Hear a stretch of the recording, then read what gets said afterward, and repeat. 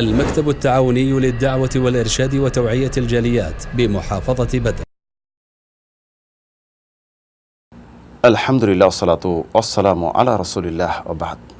সম্মানিত মুসলিম ভাই ও বোনেরা, আমরা সালাত আদায় করি, কিন্তু দেখা যায় সালাতে মনোযোগী হই না এবং মনের প্রশান্তি নিয়ে সালাত আদায় করি না। রুটিন মাফিক যেন নামাজে দাঁড়িয়ে যাই, সালাতে দাঁড়িয়ে যাই, কিন্তু সালাত কবুল হওয়ার যে পূর্ব শর্ত হলো সালাতে বিনয়ী হওয়া, নম্র হওয়া এবং অন্তরকে উপস্থিত করা, একনিষ্ঠভাবে সালাত আদায় করা, মনের প্রশান্তি নিয়ে সালাত আদায় করা।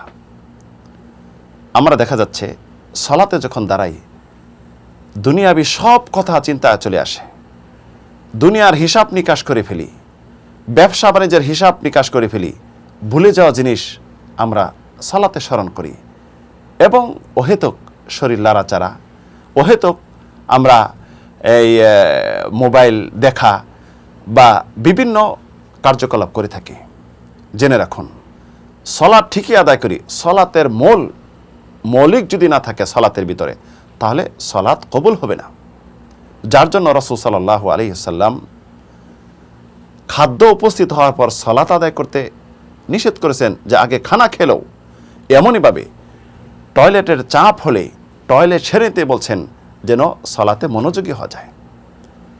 আল্লাহ রাব্বুল আলামিন ইরশাদ করেছেন, কাদ আফলাহাল মুমিনুন আল্লাযীনা হুম ফি সালাতিহিম খাশিউন, অর্থাৎ মুমিনরা সফলকাম হয়ে গিয়েছে যারা তাদের সালাতে বিনয়ী নম্রতা অবলম্বন করতে পারছে। সালাত শুরু করি তাকবীর দিয়ে, আল্লাহু আকবার, অর্থাৎ তাকবীরে তাহরিমা, দুনিয়ার সব কিছু আপনার জন্য হারাম হয়ে গেল।